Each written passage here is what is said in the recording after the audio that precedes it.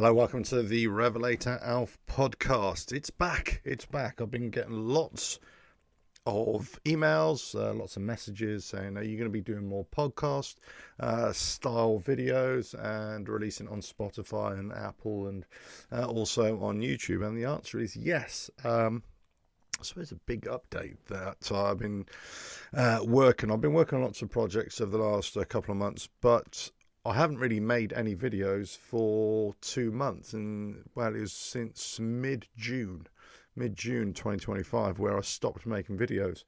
And you're probably wondering, if you watch my channel on YouTube, you think, well, why is that? Because actually we're watching videos every couple of days. And the reason is I batch made a whole load of videos in May and June, so that I could give myself a couple of months off, 2 or 3 months off, and that's exactly what I've done. I've basically just not done anything for 2 or 3 months. I've taken a back step from YouTube, from everything. I've still been working on the website, still uploading the books on my website, and also to Amazon, all the motorcycle books and all the other kind of books that I can have. All the links are in the on the website as well for all those.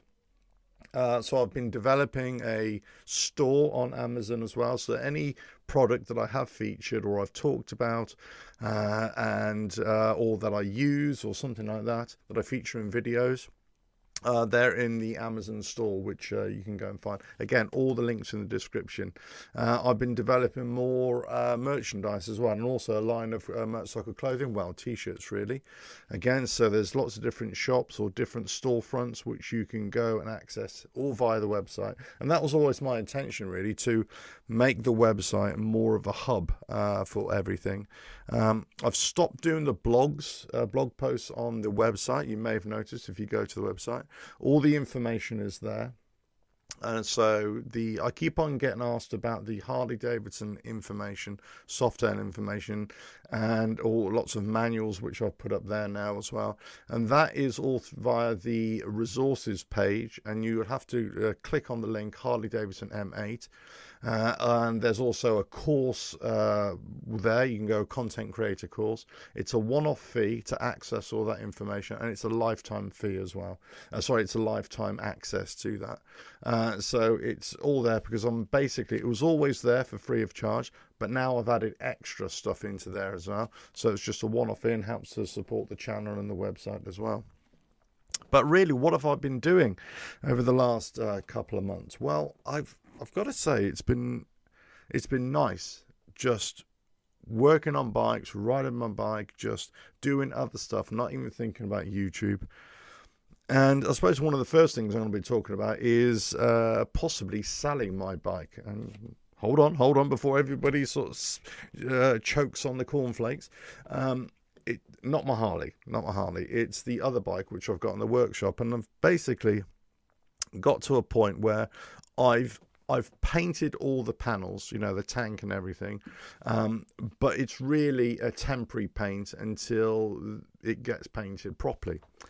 And there's still a few teething problems in terms of starting it. So in the next couple of weeks, I'm going to be starting it properly. It does start, but the carbs and everything, they've been stripped down so many times. I think really I'm getting a loose cam chain, and the tension is loosening, and so that's interfering with the compression. So there's a couple of tinkering things that I need to do with it. But I'm also faced with something else, which is basically some pressures on the finances as well. So it's going to be a running bike, or almost running bike, a spluttering bike. But I think what I'm going to be forced to do is sell it. It's not something I wanted to do because I actually wanted to ride it. I actually wanted to ride around it and have it as a little fun bike. But at the same time, I think, well, the project's built, it's done. I think I know what the issue is. I haven't decided whether I'm going to sell the bike. It's just something that I've been contemplating. So it is a Z650 frame with a Z750 engine. This Kawasaki. It's all my own build, all my own wiring. Everything's been done on the bike. It's got so many new parts. It took me so long to source all the parts that were missing because this project build came in a box of bits. 2 boxes, 3 boxes of bits actually, and then wheels, and then the engine was all had to be split apart. So, and then yeah, everything was lots and lots of missing. It's one of those things when you do a bike build, you don't really know what's missing until you actually start digging into it, and then you find parts. You think, oh, this is a part, this is good. Then you realise it's some random part that doesn't even fit the bike or doesn't even fit the engine or anything like that. So it's come to a point where it's finished. There's only a little bit more work to do because I've already got the bike started. It was already running, but I just didn't like the way it was running. And then I thought, well, why isn't it running properly? Is it a carb issue? Is it a compression issue? Well, I fixed all that, did all the valves, did all the timing, and then you look at it again, you think, oh no, this is not quite right. So it's got to be a cam chain issue where it's slacking, and the tension, as I thought before, was slackening off, and that was causing a compression variation again. So I might just have to might have to sell it as a going project, as it were. But I'll have to see how the finances go the next few weeks. But essentially, I mean, that's where I'm at with it. It's a shame, really. I mean, well, it's not a shame because I haven't sold it. I still got it, right? I still got the project. I'm looking at it right now, and it's taken pride of place in my workshop, the other side of this bit, and it's been good to finally put it all back together. And let's say the last couple of months, because it's really hot in here, we've had a hot spell in the UK, I haven't really been in the workshop either, so I haven't worked on that. So pretty much I've taken a complete break from bike building, from making videos, and all I've been doing is actually getting out on my Harley a lot more and doing a lot more riding and going to a lot more places, biker cafes, and riding to bike nights, which I'd never been to before. So if you've probably seen me riding around or turning up at these places, this is usually what happens when I go to these biker places. Because if you're going to somewhere new, you don't know anybody, especially if you're going by yourself, right? Which I do, I go by myself, and they usually are very much a spur of the moment thing. So I'll go to these places, and get a drink, whatever it is, a soft drink or something like that. You walk around, see if you know anybody, see if you recognise anybody first of all. Then usually, you end up, as most people these days, you just sit down, you might have a drink, you might have a bite to eat, and then, you're looking at your phone, you're looking around, but you don't know anybody, so you look at your phone, and, well, all I can say is I've become a grandmaster at Sudoku, however you pronounce it, the last couple of months. So there we go. That's essentially what I'm doing. But it's been great. It's been great to get out on the bike. It's been great to just get back to riding and not go riding with a purpose, as it were. It's not that I'm going to work, or it's not as if I'm purposely going to a rally, or it's not as if I'm going to a bike show or anything like that. It's not as if I'm gonna go to a dealership to test ride a bike or anything like that. It's purely been just me bimbling around. That's a word, by the way, bimbling. It's basically when you're just going somewhere with no real plan, not at speed, you're just kind of cruising around. And so that's what I've been doing, really. And I've been going to lots of places, either the day or in the evening. The weather's been great for the UK for the most part. Actually, it has. Certainly in the south, it's been great. Hardly any rain, so not good for the farmers and gardens, but, great for your riding. The evening rides have been absolutely fantastic. So that's been great as well. So it's been nice. It's been nice to get out on the Harley. I've had a couple of issues with the bike as well. I've had to contend with. I suppose that's that brings me on to my next thing, really. I've been thinking about making more Harley Davidson Softail videos, and I released a couple of videos which I made this week, and I made them with my phone. They weren't produced. It was just something that I did, and I put those on, and I thought, well, yeah, a bit of a mixed reaction there, or in terms of viewing figures, but not too bad. But I don't make videos for views. Funny enough, I'm not anti-YouTube in terms of the way I do things. It's just that I do things because I want to make the videos, or I want to make podcasts, or I want to make short videos or longer videos. There's never really been a plan, never really been an intent with it. But I hope they do well, and I hope people find them of interest at least. But But I was thinking when I was making them, well, should I get back to making those Harley Davidson info videos? When I stopped making them, this was what was going through my mind. When I got the Sport Glide in 2019, the M8 Softail, they were relatively new. They'd only come out half the year previous in 2018. The Taurus had come out in 2017 with the M8. The Softails with 2018. The Sport Glide was a mid-year release of 2018. So nobody was making videos at the time of certainly the M8 engines, but also the M8 Softails in general, and certainly on the Sport Glides as well. So that's why I thought, anything that I'm learning, anything I'm finding out about the bike, any problems with it, any things that could be improved, that's what I was making videos about. But then there was a bit of an issue in that I thought that people in general were learning more about the bikes because, people were buying them, people were working on them. And then you kind of think, well, are people really interested in watching this? And a lot of the viewing figures were testament to that. But even to this day, I'm still getting lots of comments, still getting lots of lots of emails from people, saying thanks for the video, really learned a lot, please make more videos, all that sort of stuff. So there's a lot of help. I know these videos were helpful and continue to be helpful for people who are just getting the Softails for the first time. You might be buying a used one, right? And you want to find out about it, so there's all that.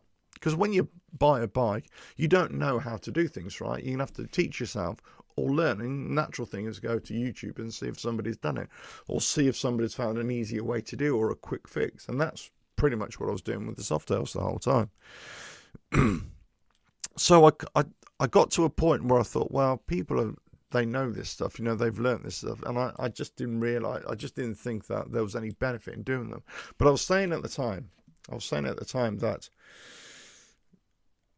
I've got thousands of videos, thousands of topics, well, thousands probably, hundreds of videos in the bank, as it were, that I could make videos about even just the Softails themselves. And it could be something really, really small, or it could be something major. And I thought, well, should I make those videos again? But part of me thinks, no, I shouldn't. I should just leave those. And maybe some of that information I should just put up on the website and the resources page, so you're getting even more value out of that one-off fee that you could pay for access there. And then I thought just about making the videos, but then I think, well, I just never wanted this just to be a Harley Davidson channel. It's about motorbikes, it's about motorcycle life, it's about my view, what I see, and all that kind of stuff. So I think I'm going to make some of those videos, but it's not going to be every video that I make, certainly. There might be an occasional one every now and again. Because I still think there's so much stuff out there that it's not being told. And I know about the Softails because I've worked on them for so long in terms of my own bike. I've researched them so much. I've dug into all the papers, all the questions that have been asked. And even if I didn't have a problem with my bike, when I read a question by somebody and it was unanswered, saying, my bike is doing this, why is it doing this? And nobody's answering them. And then I would research it myself, and I'd think, okay, why was it? And I'd break down the manuals, and I'd look at all the diagrams, and sometimes I'd take things off my bike and think, well, how was that actually working? And then I'd figure it out. So sometimes, people would ask me questions, for example, send me emails, and I'd say, yeah, you basically do this, X, Y, Z, and this is how you do it, or it could work, I had a similar kind of issue, or I know that somebody else had a similar kind of issue, and we've done this, or I've suggested they've done that, and it works. So try this. So one of the problems I've always said with giving email advice is that you're not there, you're not seeing everything, right? You can only do so much. And also, sometimes there's a lack of feedback back. After you've said, okay, try this. I get it, because most people are going to say, well, okay, I'm not going to come back to you. So I don't know if the advice that I've given has worked. Now, sometimes people come back and say, yeah, it's absolutely great. Other people say, no, I've still got the same problem. That didn't work. So, okay, you can only do what you can do.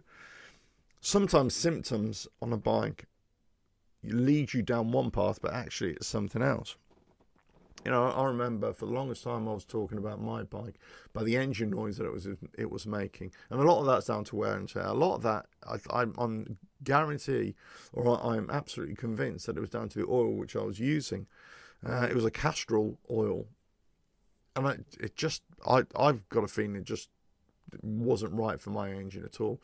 Then I switched over to the other oil which I was using now. And that Westway oil, and it's absolutely fantastic. No problem at all.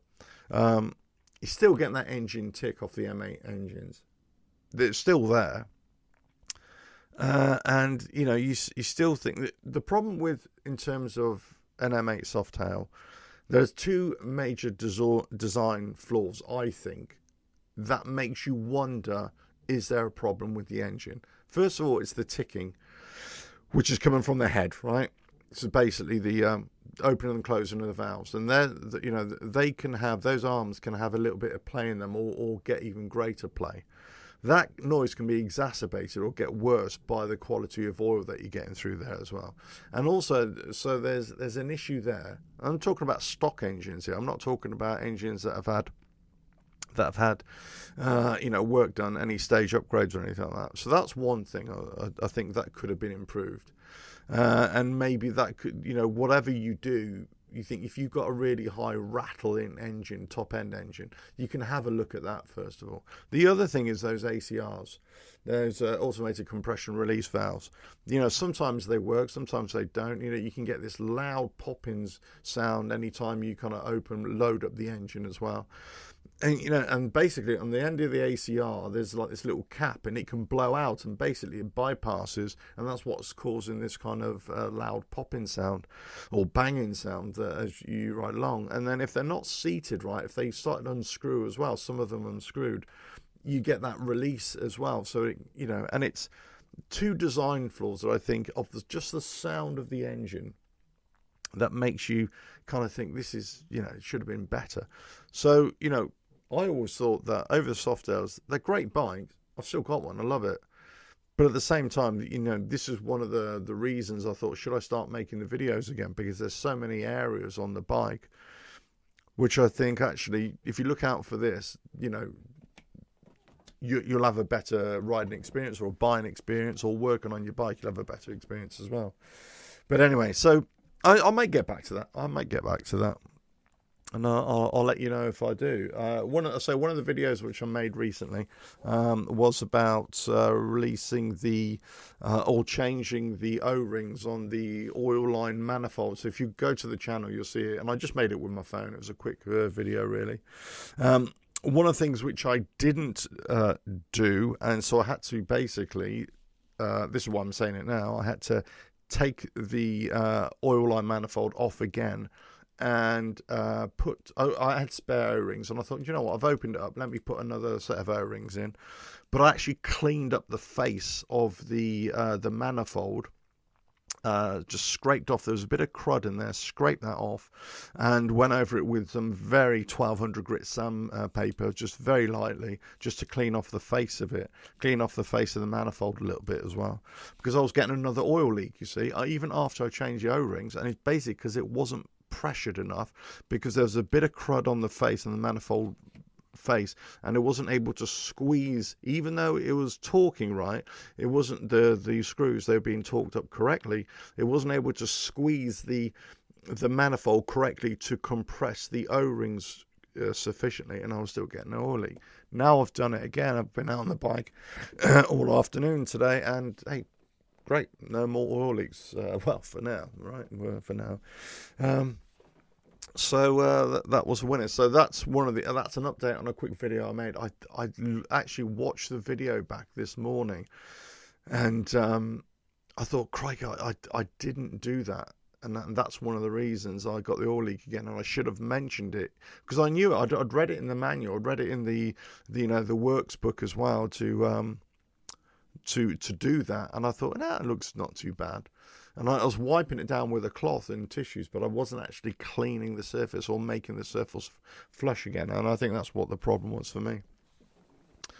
But anyway, look, it's been good to have that time off. It's been good to think about which direction I want the channel to go. I've been making lots of videos recently, just asking what I think people ask, or the questions that I hear people ask, or what I read online as well. Not just recently, this has been going on for years, right?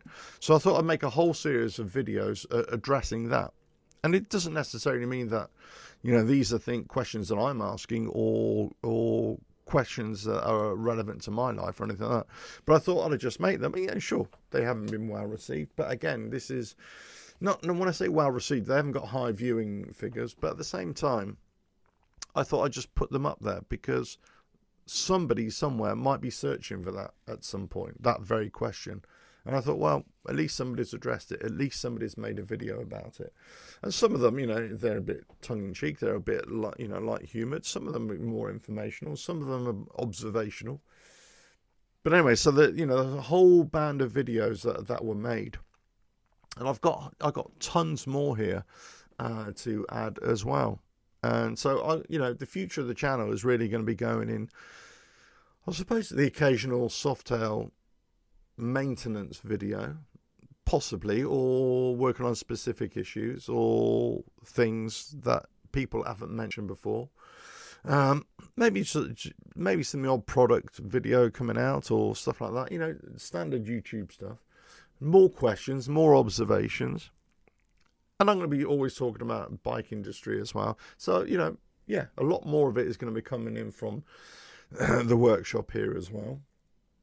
My setup here in the workshop, and also this studio end of it, is a bit of a bad setup, really, because in the winter it gets really, really cold, and it's occasionally people say, I can see smoke coming out of your mouth. It's not smoke, it's just condensation, really, because it gets so cold. And in the summer months, especially when it's really hot, with all the lights that I've got on here as well, it gets incredibly hot. So you're sweating buckets. I've got a fan here. Let me just turn it on for you. Look. Maybe you can pick that up now. There's an extra sound, so I can't really have it when I'm making videos. Just turn that off now because it makes too much noise. It picks it up on the microphone. But that's what I really need. I need some cool air blowing on me. But yeah, so I mean, it's been good to take some time away and just get back into riding, and it kind of I'm always researching whenever I'm riding around. If you're in this game of doing YouTube or making podcasts or talking about motorcycle world or whatever you want to talk about, whatever your interests are away from biking, right, and you want to make content about it, whether it's audio, whether it's video, whether it's written works, whatever, you're always ears open, eyes open. You're always looking for inspiration to, what comes at you and what people are talking about, or you overhear something, or you see something. And these are always triggers for me to build content, to make content for the, for YouTube channels, for the website, for, for whatever it is. So it's been good just to get out and about and not think about, where's my next video coming from? I've got to make a video about. It's just been good just to relax, sit back and observe and see what's going on and what people do, And it's just been good for myself, just to get out on the bike and not have a plan and say, bimble around. But I've been keeping tabs on the motorcycle world, what's been going on. And in the summer months, there's always a bit of it's a slow few months in terms of motorcycle industry news, because all the manufacturers are going to be then gearing up either to the autumn reveals of their bikes, and lots more motorcycle models coming out. But then you're kind of still in that northern hemisphere riding season, right? But the motorcycle industry here in the UK, excuse me, but the motorcycle industry here in the UK has, it's been hit quite hard all over. And it's not just new bikes, but, if you take a gauge of motorcycle and car dealerships here in the UK, so many have sort of had their businesses reduced. Their income is reduced. They've had to sort of shut down in many cases. Loads of dealerships have shut down the last couple of years. All motorcycle businesses have closed down. The used motorcycle market in some cases has increased, and there's always a bit of a false blip because you're summer months, right? Yeah, go good riding weather and people want to ride bikes. But prices, for the most part, are still quite high in some cases. So they're holding their prices because overall expenses have gone really high. So the people are feeling, or businesses feel they have to sell these at higher prices just to earn a living, just to keep the lights on, as it were. But there's so many bikes out there that have not been sold. You can get good deals if you're looking around. I mean, even with my Harley, I was looking around last week, the week and a half ago. I was just saying, okay, well, what's it worth? What other bikes could I buy? If I was going to buy another bike, what would it be? And this would be a used bike, right? So I'd try and get value for there. And you think, well, actually, if I had to sell my bike, there's still some residual value in the Harley. So I could probably get a much lower mileage bike from another manufacturer, for example. Not, I'm just saying possibly I'll go away from Harley. And, you get much more value out of that over the next few years. I thought, wow, that's an interesting position to be, because you've got some bikes that still retain value, and Harley Davidsons do tend to retain their value, but they've been hit as well. And I can't talk about the US, I'm only talking about Europe and the UK, because prices are still really high here, and there's, we've still got the same issue. But people are still buying bikes, of course they are. They're not spending that amount of money. It was the same when I was making all these videos before, that it's the numbers of people making big money item purchases that dramatically reduced. So the used bike market is where it's at. But, even there, people are suffering as well. And it's, usually the older people who are trying to buy these bikes. But all I would say to younger people, if you're into motorcycling, don't worry about trying to buy new bikes, because actually the market is so good in terms of used bikes. You just have to haggle and do a deal, and there'll be bikes there. And I've been looking at bikes right now, and I say, well, if I were to sell my bike right now, yes, I might lose a bit of money in terms of if I waited in the winter, let's say November time, December time, but also I'd actually get a better deal at that time. And I've always said your best time to buy a bike is sort of November, December time. In the UK, this is. And possibly into January as well. But certainly that November, December period is a sweet spot, because there's a lot of old stock that's on dealership floors or in motorcycle sales floors. They want to sell them before Christmas. They want to sell them, get any kind of end of sales. So at the end of each month, the last week of each month, November, and just the last week before Christmas, that's the real sweet spot. That's the cherry spot where you're really looking. So if my finances change and I think, well, I really need to sell that Harley, and I could see it's a meeting of values in terms of something else that's going to last me a lot longer, and I think, yeah, possibly. But there's lots of deals to be done. As I said this before, lots of deals to be done. And and you look at the motorcycle industry as a whole, and there's always going to be a lot of positivity there. There's always going to be a lot of saber rattling. So, yeah, no, we're doing great. We're open for business. We're selling bikes. We're doing this. But, the figures don't lie. The dealership closures don't lie. There's lots of places that are selling bikes, but they're not selling them for as much as they used to. And they're selling them for a lot cheaper, because they're going to keep on selling bikes, but their profit margins have reduced. So that's great for you if you're in the market for buying bikes. There are other dealers who are always going to try and maximize their profits, try and sell them. But again, I always say, haggle, walk away if the deal's not right for you. And that's what I can easily do. I'm in a great position where I can just haggle, or just keep the bike that I love, right? And just keep on, and I could have it for another 5, 10 years, 15 years. It doesn't bother me as long as it's running, as long as it's riding right. It's great because I love it.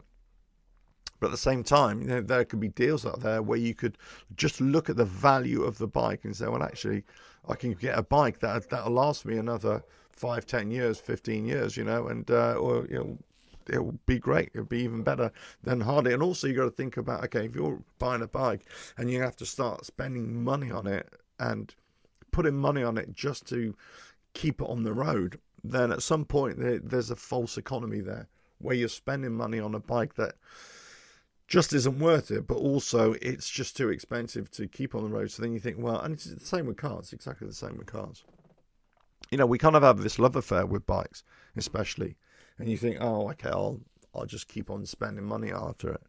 But even with bikes, there comes a point where you think, well, I could, but I really need it. Now, if it's a bike that you're going to be using an occasional situation, like a weekend use or something like that, or as a second bike, fine, keep it, don't sell it. And if you've got a place to store it, right? But if you're looking at a bike that you need to be reliable, that it has to get you from point A to point B, you're commuting on it, and it's an all-round purpose bike, then at some point you're going to have to look at how reliable is this bike. Do I have to spend lots and lots of money just to keep it going? Can I do the work for myself? Do I have to pay somebody else to do the work? And in most cases, it could be that you do have to send it out to somebody else because you can't do it because you haven't got the tools to do it, all the experience, all the know-how, right? So all these things are a factor when you're looking at buying bikes or the motorcycle industry as a whole. What's the health of it? It's the potential of people to want to buy that machine, want to buy that bike, want to trade that bike. And then when prices get too high in terms of buying, that's where it stagnates. So at some point, something has to happen where people just, dealerships and motorcycle dealers, they take the hit. They have to take the hit to get rid of the stock. So that's you're kind of waiting for, dare I say, I hate to say it, but you're waiting for a business to fall on harder times and they're forced to sell at lower prices, or that you can go in and bargain a lot better. When things are good, people are having, great times. All those years when, let's say, Harley Davidson, this is always the one criticism of big companies like Harley Davidson, their prices just keep on going up and up and up. And that's all they were chasing. They were having this hardwire project, and all they wanted to do is sell their expensive bikes and keep those high margins. And people were willing to pay it because the economy was doing well. But as soon as things go wrong and people have to tighten their belts, guess what? And I was saying this for the longest time, and nobody was listening, and nobody was saying anything. It's interesting that more and more people start to talk about it afterwards, and then people start talking about, companies like Harley Davidson, and you think, oh, they'll never go bust. And then you take the look, the likes of KTM, who almost went to the wall. You take the look of other motorcycle manufacturers, smaller ones that have gone to the wall, electric bikes. Some companies have done well. Others have gone to the wall as well. The backlash from electric bikes, electric mobility in terms of, in some cases, where, the people are saying, well, why do we have to go electric? Why can't we just keep the engines that we've got, or just alternative fuels? So there's all that, there's been lots of shifting in terms of the automotive world and the motorcycle world. And it's kind of, it's an interesting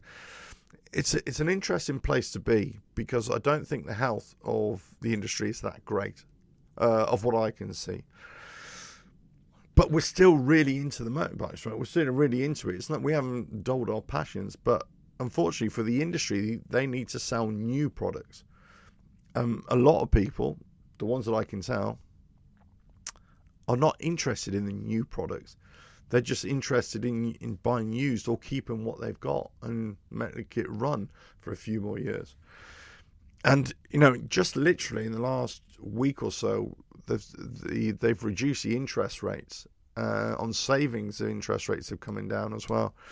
And we're looking at that and thinking, okay, could that, if it keeps on coming down again, if there's a downward trend of making the interest rates come down again, that means that the that the price of borrowing comes down, the price of finance deals comes down, and that might boost the economy again, or motorcycle economy again. But if the price of these bikes are still really high, then you kind of think, well, I mean, I was looking at brand new BMWs the other day, BMW R13 RT, which is the upgrade from the R1250 RT, right? And there's a lot of debate of which is the better bike. Personally, I'll say, hand on my heart, I think the 1250 is still a better buy than the R1300 RT. The 1250, I think, is a better bike, especially if you still want, a bike that's been worked out completely. You buy a 24-25 bike, 2024-2025 bike, even a 2023 RT, and it's been completely worked out. Great bike. They upgraded it to the R1300 RT, and there's still, lots of people think, well, this doesn't work, or it's not that great, or prefer the R1250. So you kind of look at those bikes, and you think, okay, this is a brand new one, and when you spec it up, it gets up to you can easily get to a £28,000-30,000 bike, and you think, wow, we're talking big money for a great bike. Don't get me wrong. But 30 grand. And then you think, okay, well, if I just go back a few years, and this is where I was at when I was looking at them, I thought, well, I can get a 2019, 2020 bike, previous generation in terms of spec, let's say, but it's still a fantastic bike, really low mileage, and you'll pick one up for 9, 8, 9, 10,000 right now in the height of summer. Come the winter, that will probably drop another 1,000 or 1,200 or 1,500 pounds, let's say. So you're talking about an 8, 9,000, 10,000 pound bike, which is fantastic. Low mileage compared to a brand new one, which is going to be spec to the max for 25, between 25 and 30 grand. That's a massive difference. And you could say the same for Harley Davidsons, you could say the same for Indian, you could say the same for Triumph, all the manufacturers, let's say, that sell expensive bikes as well. And it's always going to be that same thing. So this has been in the industry, the motorcycle world. People thought, look at that big price tag, but can I go somewhere else? Okay, so then you think, well, okay, who are going to be the people who would buy that brand new bike? Well, maybe those who have got a 2024, 2025 bike on a finance deal, and all they have to do is swap over to the new deal, maybe pay a little bit more in terms of their monthly payments, and they will buy that. There are not many people who are going to go and dump 25, 30,000 pounds of their own money onto a bike like that. There are not many. So, you got to look at that. You got to look at that industry. But that could be my next bike. If the finances work out, I'll move away from the Harley Davidson. It's a great touring bike, the RT. It's great for carrying passengers, pillions. Really comfortable. Especially with a top box on the back as well. Brilliant bikes. Fantastic. I've ridden them quite a bit over the last few years, and they're just amazing to ride. Yeah, they're not sporty. They're not designed. They're touring bikes, right? But they handle so well, balance so well, power's on point. Fantastic all around. And if you like that look, you like that look, right? But overall, it's just a brilliant bike. I mean, I wouldn't necessarily ride around with the side boxes on or the top box on all the time for me. But they're just so handy. And if carrying people, passengers or pillions, if you're carrying stuff with you, brilliant bikes. So, it could be something there. That's the way I go, but, so that's where I've been at the last few months, really. Just enjoying the riding, enjoying going to different places, looking at the industry, looking at what's coming next. There's lots of stuff coming next.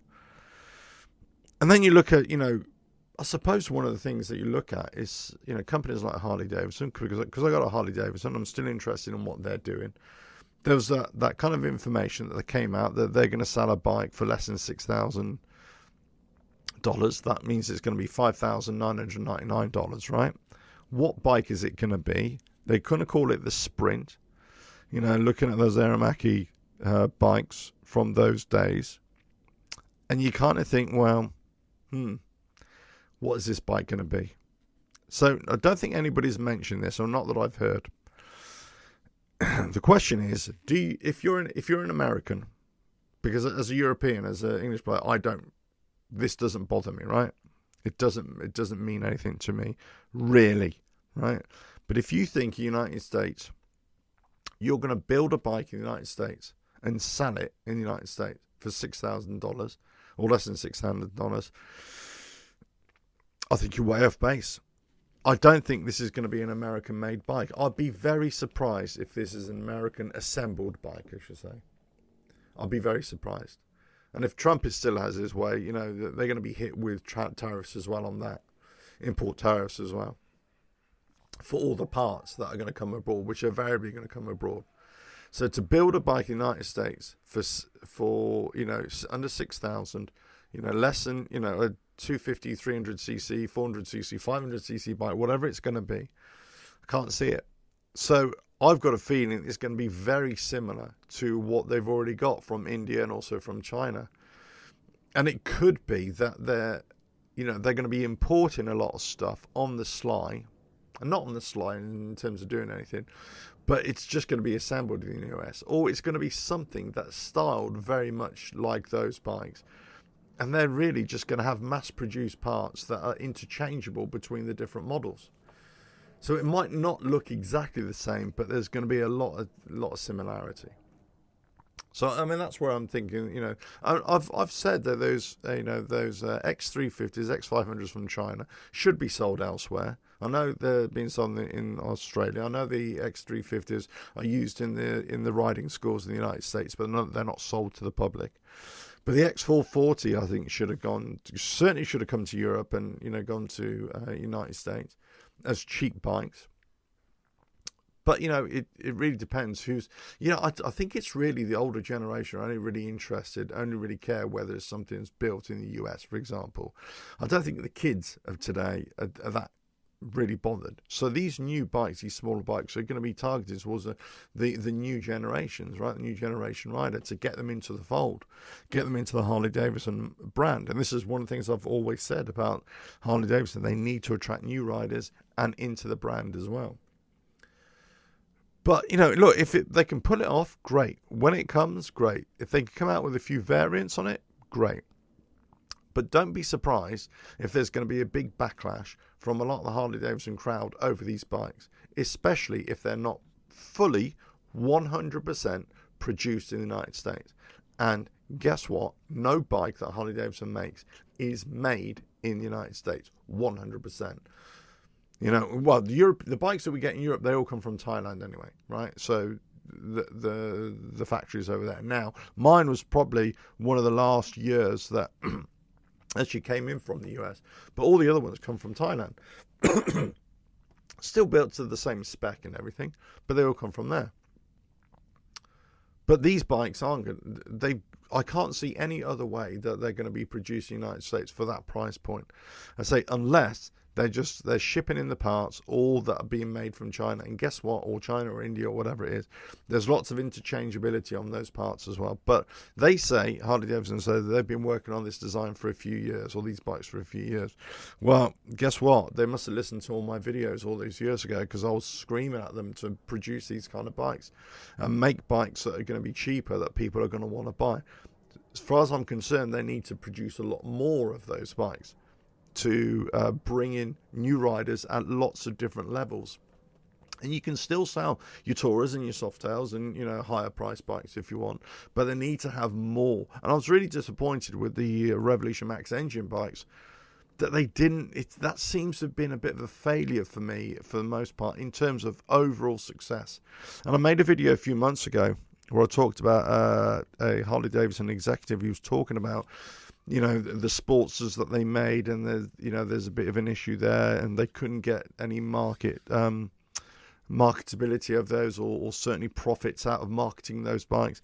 That's why they're selling them, or they didn't stop selling them, I should say. But they conceded, or he was conceded, that they need smaller bikes. They need to sell smaller bikes. So this was a few months, and I made a video about that. And I think, again, I was one of the only videos that came out about it, saying that, you know, hey, you know, they're saying that they need small bikes, and they're going to produce in small bikes, or the likelihood is. And guess what? A few months later, we get this news that they're going to be producing smaller bikes, or maybe one bike or two bikes. But they need to do that more. if you're going to re-energize the company in terms of future sales, in terms of future riders coming into the brand, you need to re-energize it more, because guess what? Selling those high premium bikes only works for certain people, and that's a reducing number. Now, of course, the CEO change. There's this new CEO change. He's come from, God knows, Pizza Hut, or God knows wherever he's come from, fruit juice company or something, God knows. Is he the right person to take the company forward? Is it the same kind of mindset that's, plagued Harley Davidson in the last few years, that's alienated so many people? So it could be a good thing. We don't know, right? It could be a bad thing. But one thing, they've had a big disconnect from the motorcycle riding public. The biggest market, which is the United States, they've alienated a lot of people. But at the same time, Harley Davidson is still a big brand. And people love that brand. Of course they will. They love the American idea of it, the patriotic feeling about it, and obviously just the bikes as well. But I said this time and time again, it's not about the company going to the wall. It's not about the company disappearing. It's about the number of brand new bikes that they will sell. And even though you are a lifetime Harley Davidson fan, let's say, and you ride your Harley and nobody's ever going to take your Harley away from you, right? The chances are, especially if you haven't got the money, you're not going to be buying a brand new bike. So you're going to keep the Harley that you've got, or you're going to be buying another used Harley, right? So this is where it comes down to business, right? They still might be making profits in certain areas. They might be making profits in their financing wing of their company. But in terms of motorcycle sales, it's a downward trend. It has been for a long, long time. So, you got to look at this year, okay? This year, the summer sales are always going to be high, right? Or higher. But, you read the reports of the dealership in the US, they got so many bikes in stock. They're not having a great time. So you've got to look at towards the end of the year and see, okay, what their overall sales are. I dare say that there might be a bit of a downward trend. Look, people are either getting fed up, they're doing their own thing, they're not necessarily going into the big Harley Davidson things as well. And there's always going to be a fan base out there. Of course there is. There's always going to be people who love Harleys and love Harley events and going to dealerships and going to, and whatever. But that is a skewed issue with Harley Davidson in the United States, because that's where their biggest market is. But if you look at other countries, for example, where the market share is a lot smaller, but the price is a lot more expensive than those in the United States, because we got import tariffs and that, and obviously they're a lot more expensive here as well, for various different reasons. Then, people have been way priced out of these bikes for a long, long time.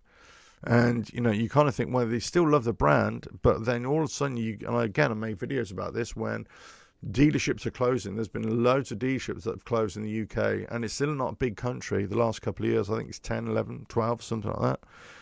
When you think, well, there's less and less opportunity to buy, where you've got companies like Indian that are increasing their dealership presence, and all of a sudden people might think, well, I'll go and buy one of those, or I'll trade in and get one of those. And it's always what's on your doorstep as well. So, the biggest market share for Harley Davidson is the United States. It depends how that reacts. But for the most part, in other parts of the world, certainly in Europe, and in South America, and also in other parts of the world, where, funds are a bit tight, not making many sales. And they're not making many sales in the United States either. So that's one of the things they've got to look at. They're not making many sales all over the place. Now, this is not to say that, the videos I was making years ago where market analysts were saying that Harley Davidson are really trouble, the future isn't looking great for those, and I was reporting on that, and people were saying, how can you say this nonsense about Harley Davidson going to the wall? And then over the last few years, guess what? Those videos have kind of come back to haunt Harley Davidson, in terms of more and more people questioning the viability of a company that is selling bikes that nobody can afford, and overall the sales numbers are going down and down, unless they did something to address it. So with this new bike, this $6,000 bike, is it the bike that's gonna that's going to save Harley Davidson? Is it going to, well, when you say Harley Davidson, is it going to attract the next generation rider? It could be. It could be that, Harley Davidson are the ones that are going to move into a new era. They're going to be attracting new riders. They're going to be attracting people who want to get into the brand, get into motorcycling, but don't have a lot of disposable income. But I question if these bikes are going to be well received. And if you try and pull the wool over the eyes of the riding public, especially the traditional Harley Davidson riders, who might even buy this cheap bike as a second bike, as a little run around, that kind of thing, as a bit of a commuter bike, as a bit of a fun bike, right? And then obviously you got the new generation, the young generation that are coming in as well. Then all these, there could be lots of positives for this, but if there's any kind of criticism of this bike, any kind of backlash, then you're gonna get problems with sales of this bike. You're gonna get problems with it in the biggest market share. Now, it could work really well in Europe, right? A cheap bike like that, but guaranteed they're going to be cheaper other bikes made, that come from India, that come from China as well, that are similar kind of bikes. As I said, the X350 and the X500, and if you're an Australian, you'll vouch for this as well. But those are starting to be sold in the United States. Sorry, those were starting to be sold in Australia. But people were immediately looking at those bikes and saying, well, why should I buy that bike when I can buy a Benelli, for example, in Australia? That's a similar to the Benelli Limoncino, which is the 500, which is virtually a carbon copy, or the X500, which is a carbon copy of the Benelli Leoncino. Why should I buy the Harley Davidson for 6,000 or 7,000, 8,000, whatever it is, Australian dollars, when I can buy the Benelli for about 4 or 5 or whatever it is? I mean, I don't know the exact price tags here, but there's a marked difference, right? So if they're going to apply that Harley Davidson tax, which we all know, and that goes with the price of the brand, then they're already going to come up against lots of competition that's selling great bikes, cheaper bikes, and bikes that are going to attract other people, right? So you're going to have to be the kind of person who's already, at a young age, you want to aspire to be a Harley Davidson rider, which is nothing wrong with that. It's just a great thing, right? So you're going to want to spend that extra money. But if you're just somebody who wants to get into riding, or you want to, you just love bikes, then Harley Davidson still won't be the brand that you're going to go to. The kids are not going to Harley Davidson. They're going to be going to cheaper bikes, right? They're going to be going to any kind of bike. And let's face it, I was the same. Most kids are the same. As you grow up, unless your circle of friends or your friendship group or your family or your parents are ride Harley Davidson, big Harley Davidson fans, that's not going to be your first bike. It'll probably be something else, and it depends where you live, right? It depends if you live in the built-up area or in the countryside, whatever it is. It might be that you start off on dirt bikes. Loads of people, I was the same. I started off on dirt bikes, scrambler bikes, that kind of thing, here in the UK when I was a kid. But as you get older, you start moving into road bikes. You get different licenses, or you get your license for the road. You start off on smaller CC bikes, and then you build up in bigger CC bikes. But, I come from a different background to people who live in the United States, right? Harley Davidsons were always expensive in this country, and they weren't even available a lot of the time, not in big supply. So, people were, they were buying British bikes, of course. But then when that market fell, then Japanese bikes took over. So I grew up in an era where, there was a bit of residual British bikes, but it was Japanese bikes that you were always aspiring to buy. Now the market's changed again. There have been a lot of American bikes, Harley Davidsons here, and Indians for a number of years, but obviously older people are buying those. Certainly the ones that are more expensive, like the Softails and the Taurus, those are older people who are buying those. But then, people are still buying the Japanese bikes, but a lot of young kids now are buying Chinese bikes as well. And they're getting better and better and better. Some of the newest Chinese bikes with bigger CC engines, they're great value. They're great value for money. So you kind of got to look at those. You got to look at those bikes. You got to look at the value. You got to look at where people are going to want to spend their money. And if, say, Harley Davidson, they add that Harley Davidson tax to it, people are going to be doing their sums very, very quickly.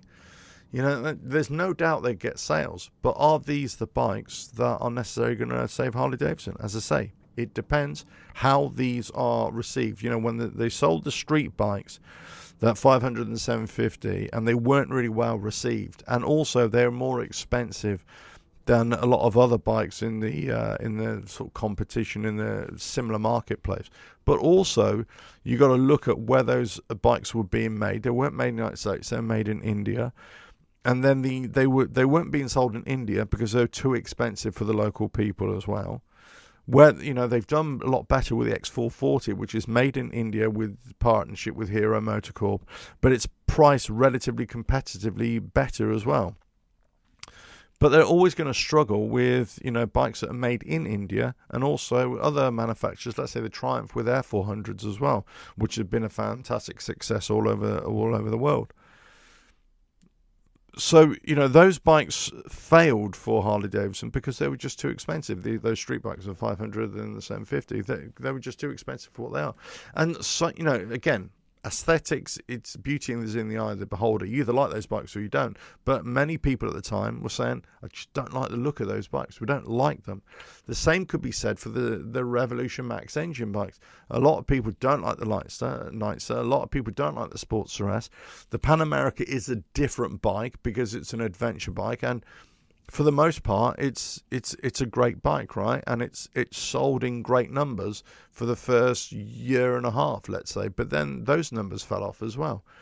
So, you know, the Revolution Max engine was supposed to be something different, take Harley Davidson in a new direction.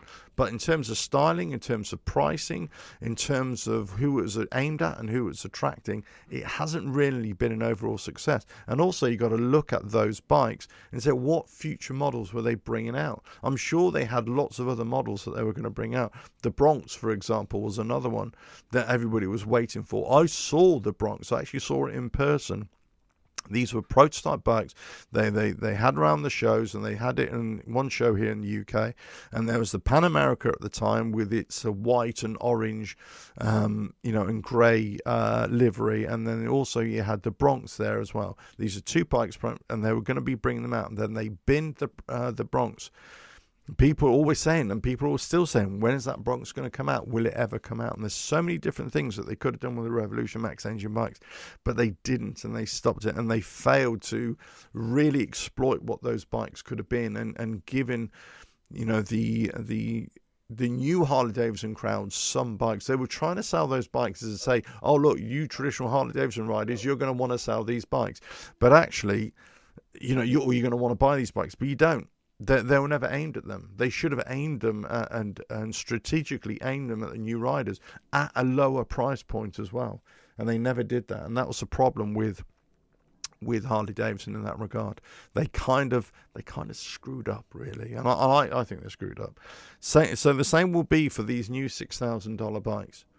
It will be who's going to want to buy them, how are they received, where are they made, right? Where are the parts made? That's going to be a big thing for the US market, not for us here in the UK or Europe. I don't think we're going to be so concerned. But, you know, we're certainly going to be concerned with, okay, how much are they going to be sold for, let's say, over here in Europe, UK, but also in the United States. And am I really that into Harley Davidson to want to go and buy that kind of bike, that low CC bike, where I can get something else for, let's say, 2/3 of the price? Because that's going to be the difference in price. It's going to be like basically a 2/3 difference. Even when you're talking about import taxes and all that kind of import tariffs and all that kind of stuff, there's going to be, you know, a marked difference here, a marked difference in terms of how much these bikes are really going to be valued at and what the competition is and who's going to be ultimately riding them. I hope they're a success for Harley Davidson. I do, of course I do. I always wish all businesses are a big success, but the proof will be how well these are received when they're going to release them as well. You know, there's supposed to be new bikes coming out in autumn. There's supposed to be new bikes coming out for 2026 as well for Harley Davidson. It'd be very interesting to see. And you know, you could say the same for all bikes.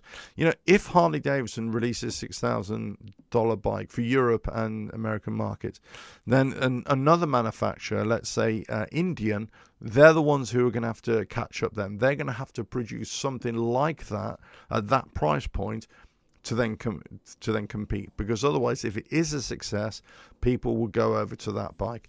If it is a success, let's say like Triumph were a success with their 400s, you know, other manufacturers have to play catch up, and that's the big thing here. So Indian, if you're looking at Indian to be, you know, your next big American brand, to take over from a Harley Davidson, let's say, if there's a massive downward trend for Harley Davidson, and Indian conversely go up in market share, then they'll actually stutter as they're climbing, because they haven't got these small bikes to backfill. And we'll be saying the same thing about Indian in years to come. You know, they've got these expensive bikes, they've got a bit more variety, but they've got expensive bikes, but they've got nothing at entry level, and that's the problem.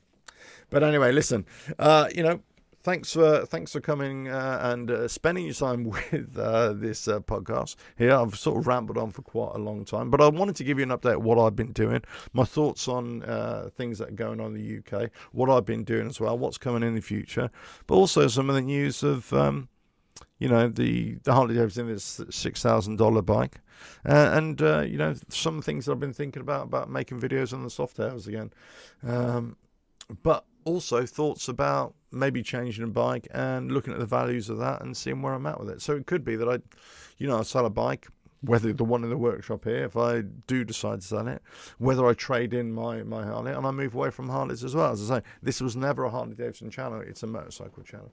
But you know, I'm also doing other videos, my sports channel on my Edson. I've got another channel with just me, just open thoughts, and I got an aviation and tech channel as well. All the links are on the website as well. So over the winter months, I'll be making more videos there, but I do hope to make more podcast videos, and I'll release a podcast on Spotify and Apple and everything like that, so you can listen to it or watch the video, because I'm able to upload videos to Spotify as well. So we'll see how it goes. But hopefully a lot more topics to discuss in future ones. So I'm looking at a whole list here. There's a lot more topics on normal videos which I'll make as well, and we'll see how we go. I'll probably stop making as many regular videos, like 3 videos a week. Probably I'll still continue to make videos, but a little bit less, not chasing the views, just bringing out stuff as and when. But you know, I do feel that I wanted to produce videos on a regular basis, so people just, if you are watching my videos, you know that you'll just keep on watching them and you'll enjoy them and you'll want to watch more. So that's why I kept on making them, right? But anyway, we'll see what happens. But anyway, if you like what I do here, just say keep on watching the videos. Go to the website with all the books. Look all those books, and to say the storefront, the merchandise, the clothing store. It's all there.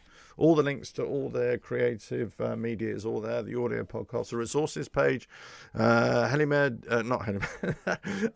Davidson M8 is there as well. Click on that for all the Harley Davidson stuff.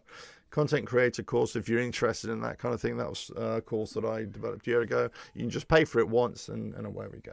Anyway, look, with that, I'll catch you again on another video coming very soon, another podcast coming very soon, and hopefully you'll like what you hear. Catch you again. Bye now.